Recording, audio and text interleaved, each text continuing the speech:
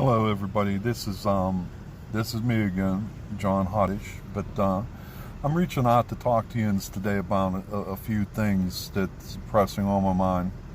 First, I see California is about to do another scheduled blackout. This time, it's going to affect over. They said like close to 500,000. Prior to that, the first one affected over 1 million. But you have to wonder why they're doing this. They said this time, well, the first time was they said to because of the wildfires that were going on down there, which is ridiculous. This one here is even more ridiculous. They said that it's because of high wind. They're talking about, shutting down ham radio repeaters.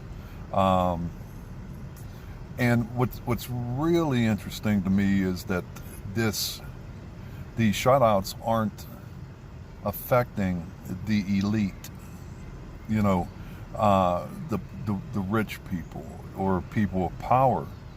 It's only affecting us, lower class, for a lack of a better term. I don't live in California. I live in Pennsylvania. But you have to wonder about that.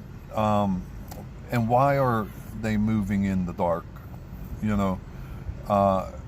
Also, it's still speculated. I'll say that, even though a lot of people are claiming this factual.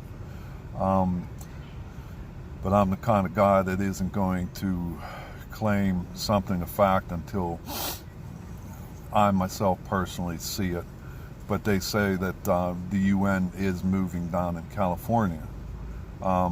Again, they said that the Marines were dispatched October 19th, and they're down in or around California, I guess, as well. All of this, as far as I'm concerned, is leading to something. We have to remember, in my last video, I talked about China and the point of entry for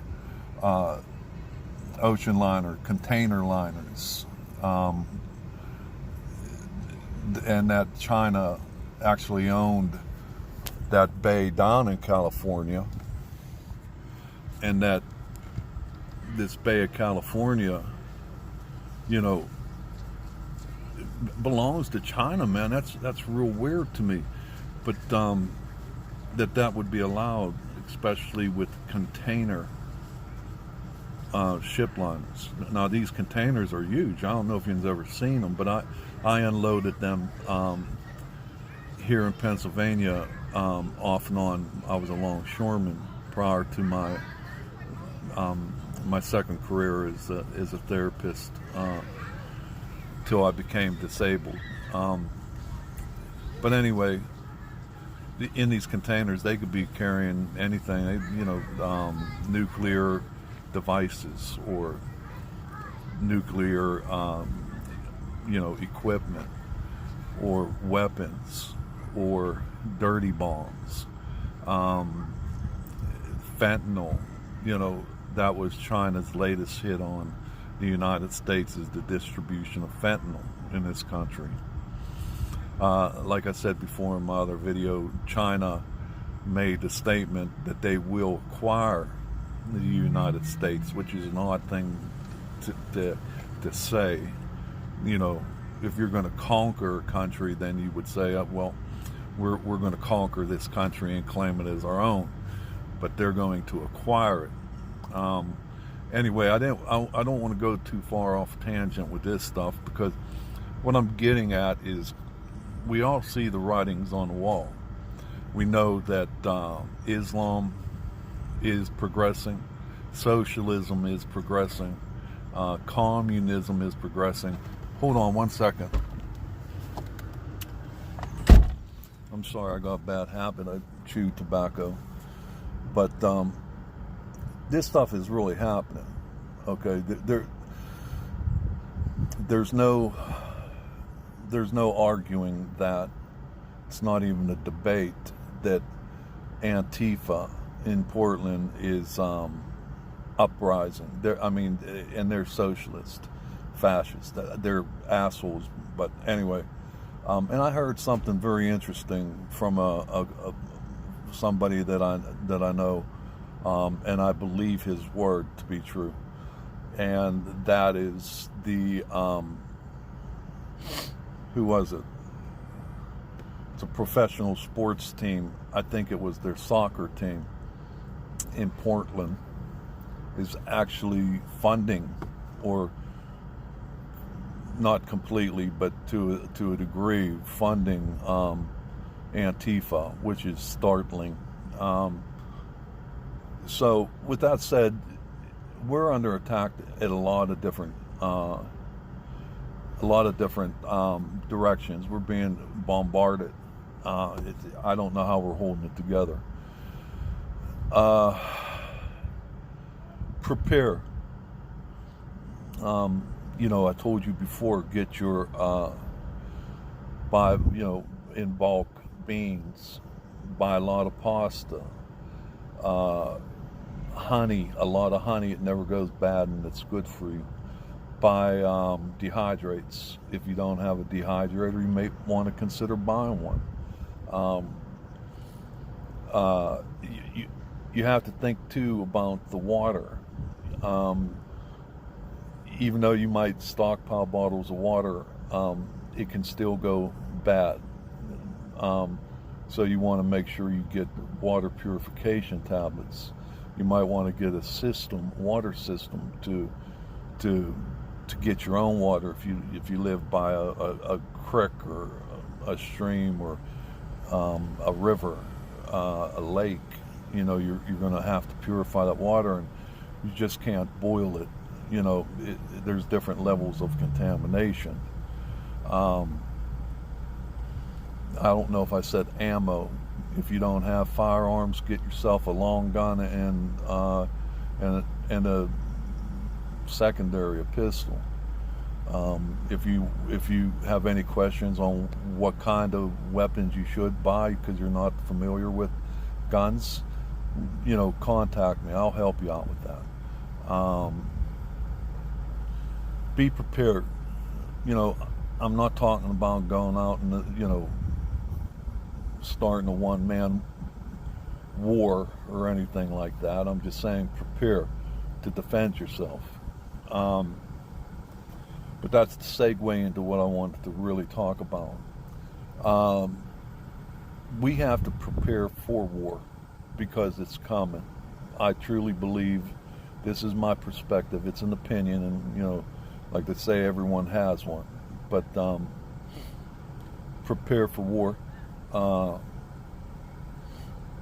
There's too much stuff going on, that's evident, that points to a civil war. But the war might be coming from China. It might be coming from Islam. We don't know that yet, but there is a political divide in this country. The foundation of a civil war is when the two political parties are polar opposite. And that's what we're seeing today. We've been seeing it since our president, Mr. Donald Trump, has been elected. I'll stand with my president. I'll give my life for this country. I won't hesitate to do that. Even though I'm disabled, I can't run. It's hard for me to even walk. But I'll do the best I can. And you guys have to consider that. You have to take that and just think of this as a real scenario and prepare for that as well. I would like to think that, we're in end times, people. End times of end times. I truly believe that with the way things are going in the Middle East and the way things are going on in this country, that everything does point to end time prophecies and how they're unfolding rapidly. It's time for a revival. If you don't know what the revival, biblical revival is, it's more about preparing Christians, preparing, gathering, saving non-believers, preparing for the rapture for those who don't go up, but have a chance to, and to defend ourselves as Christians, because it's going to be hard times, people. If you are going to live in the end times, it will, the revival and the rapture, and you're going to see things that you wish you'd never seen. You're going to experience things that you wish you'd never experienced. It's going to be brutal. You have to prepare for that. A revival will bring the Christians together, but with that revival, we need a place where we can actually meet if things do turn bad. Think about all of these things, and if you have any ideas or suggestions, don't hesitate. Please ask the question. There is no dumb question. So ask the question, and let's start talking about this revival and getting together or creating a place where we can meet if something goes bad. So with that, I'm going to let yous go. I love yous, all of yous. Yous take care. God bless, and try to have a beautiful day. All right, I'll talk to yous later on. Bye-bye.